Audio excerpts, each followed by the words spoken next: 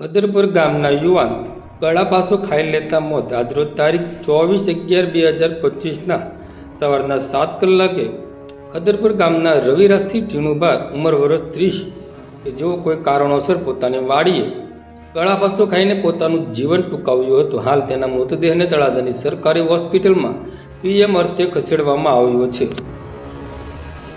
તળાજા પોલીસે સરકારી હોસ્પિટલ ખાતે પહોંચીને આગળની કાર્યવાહી હાથ ધરી હતી. આત્મહત્યા કરવાનું કોઈ ચોક્કસ કારણ જાણવા મળ્યું નથી. સત્ય અને ખરી હકીકત પોલીસ તપાસ બાદ ખબર પડશે.